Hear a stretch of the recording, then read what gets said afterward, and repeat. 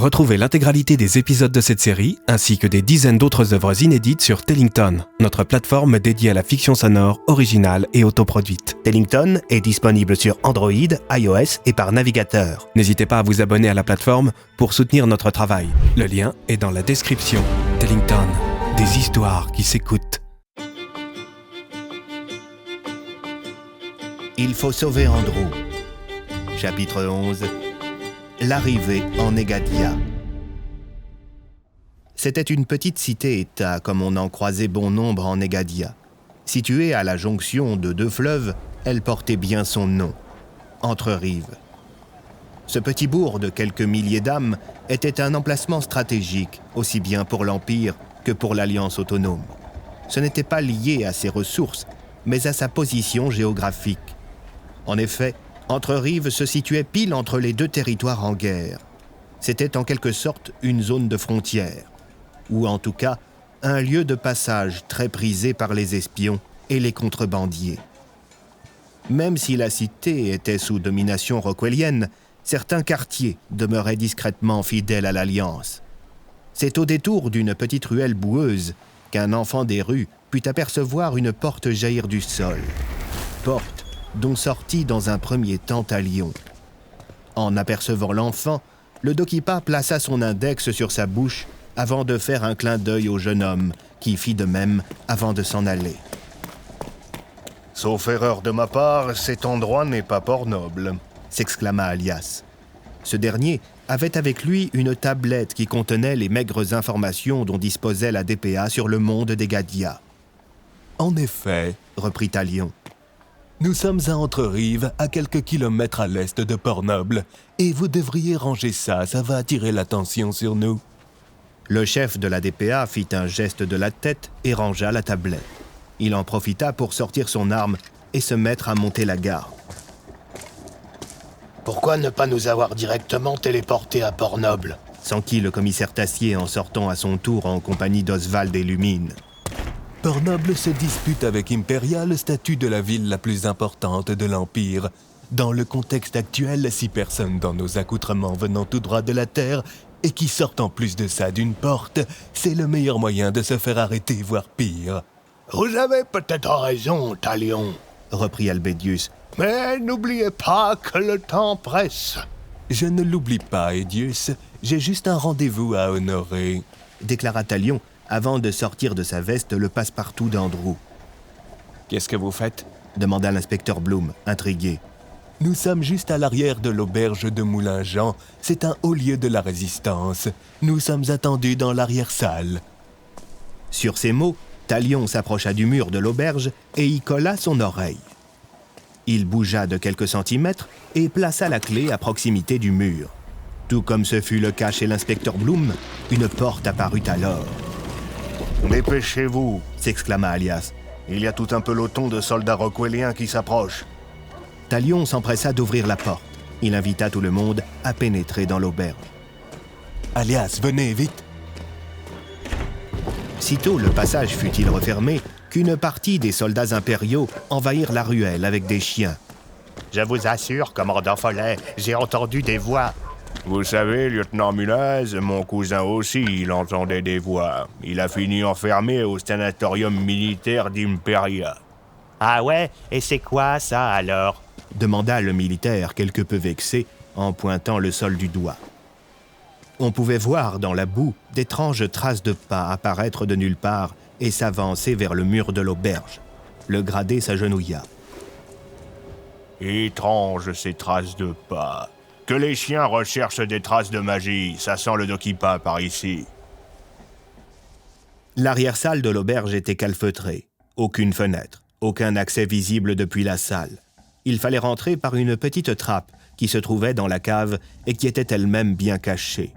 L'endroit était rempli de tonneaux et de caisses recouvertes d'écritures et symboles venus des 4 coins des Gadia.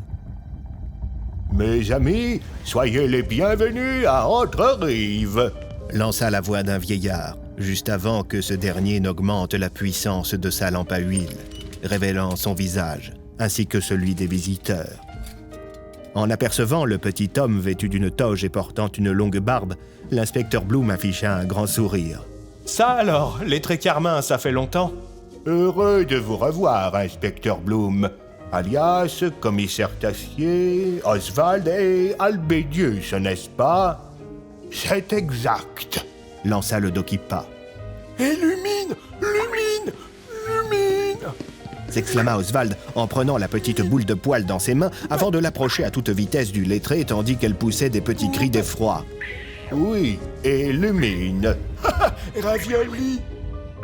J'ai ce que vous m'avez demandé, Talion. J'espère que ça ira. Déclara le lettré en s'avançant vers une malle. Elle était remplie d'uniformes rockwelliens. Bien joué, Carmin. C'est bien normal. Si cela peut aider notre ami Andrew, vous pouvez toujours compter sur moi. Les uniformes de garde occulte ont été les plus difficiles à trouver. J'espère qu'ils sont à jour. Je suppose qu'on est censé enfiler tout ça. Oui, le meilleur moyen de ne pas être importuné en territoire impérial, c'est de porter l'uniforme rockwellien. Sans ça, nous irions de contrôle en contrôle. Albédius, vous pouvez bien entendu garder le vôtre. Eh bien, je ne comptais pas me déshabiller devant vous. Loin de moi l'idée de vous importuner, Reprit Tassier. mais je doute qu'il y ait du XXL dans cette malle. Le lettré Carmin sourit. Il se dirigea vers une autre malle qu'il ouvrit. Il en tira une grande toge. Tenez, commissaire, c'est une tenue de lettré. Elle devrait être à votre taille. Les membres de l'ordre ne sont pas soumis à la plupart des contrôles, et comme certains de mes confrères travaillent pour l'Empire, il paraîtra logique que des soldats vous escortent. Qui veut prendre le deuxième uniforme de garde occulte? Demanda Talion. C'est quoi la différence avec les soldats classiques, déjà? Demanda Alias. Ils n'appartiennent pas à l'armée régulière et obéissent directement aux hautes sphères impériales. Idéal pour ne pas se faire embêter. Les autres soldats ont peur des occultes. Eh bien, espérons qu'ils auront peur de moi. S'exclama Alias en s'emparant de l'uniforme. Soudain, alors que la petite équipe finissait de se préparer, on put entendre un peu de remue-ménage dans la salle principale. Puis, quelqu'un toqua à la petite trappe qui se trouvait au sol. Carmin, Carmin, c'est Flibodin. Le propriétaire. S'exclama Carmin avant d'ouvrir non sans peine la trappe qui se trouvait au milieu du plancher.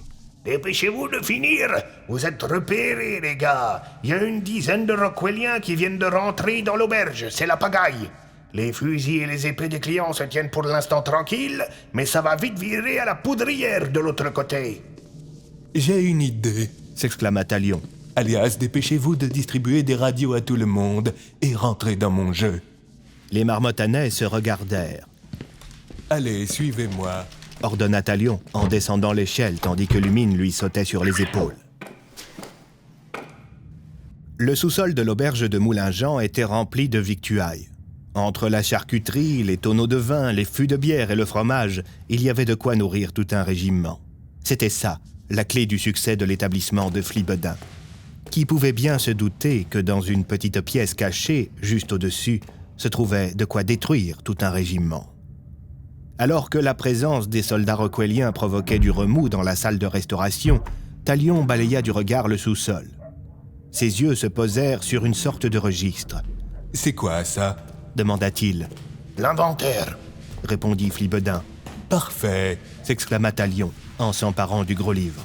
« Allez-y, Flibodin, remontez, on vous suit. » Le dirigeant de l'établissement s'exécuta. Une fois de retour à la surface, il tomba nez à nez avec le commandant Follet. « Je peux savoir ce que vous fichiez là-dessous ?» demanda le gradé. « Eh bien, c'est-à-dire que... » Soudain, la voix de Talion se fit entendre, et ce dernier grimpa à son tour le petit escalier de bois avec le registre en main. « Eh bien, monsieur Flibodin, il semblerait que tout soit en ordre. Je vous remercie pour votre collaboration. » Quand ils aperçurent l'uniforme de Talion, les hommes de Follet eurent un geste de recul. Le commandant le salua. « Je n'étais pas au courant qu'il y avait des gardes occultes sur Entre-Rives ces jours-ci. » « Entendez-vous par là que vous auriez dû être mis au courant ?» lança Talion avec un air cinglant, tandis que Lumine poussait un petit cri agressif. « Non, pas du tout. L'armée régulière n'a pas à se mêler des affaires des occultes, bien entendu. Je suis navré. » Derrière Talion, On ne tarda pas à déceler les visages d'Alias, Bloom, Oswald, Albedius et Tassier. Ils faisaient de leur mieux pour garder un air sérieux. Le commandant en fronça les sourcils. 2 occultes, un lettré, 2 réguliers et le renseignement impérial. Quel curieux mélange des genres, messieurs. Le lettré que vous voyez là m'aide à effectuer des vérifications. Quant aux réguliers, je les ai réquisitionnés en arrivant pour couvrir plus de terrain. Ce sont donc des gars à moi. Lança le commandant d'un ton enjoué avant de s'approcher de Bloom et Oswald. Vos noms, messieurs? Ravioli! S'exclama Oswald.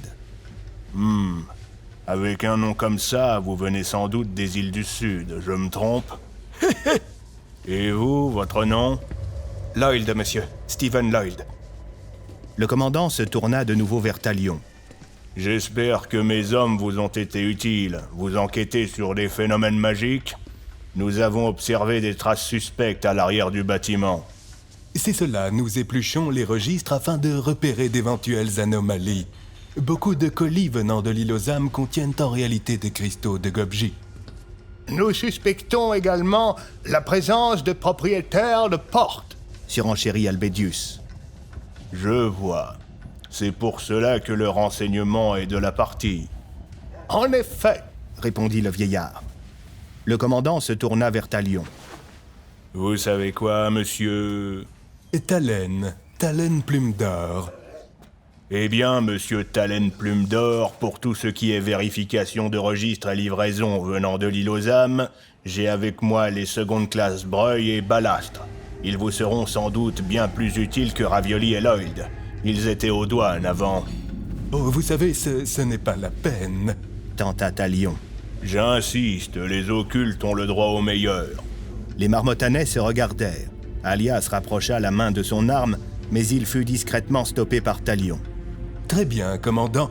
Merci pour votre sollicitude. Dans un silence de mort, Oswald et Bloom rejoignirent les rangs des hommes de Follet, tandis que Breuil et Ballastre rejoignaient les amis d'Andrew. Le commandant salua une dernière fois Talion et Alias et lança à haute voix. « Demi-tour, droite !» Et c'est ainsi qu'Oswald et l'inspecteur Bloom furent séparés de leurs amis. Découvrez la suite de cette histoire en vous rendant sur Tellington. Le lien est dans la description.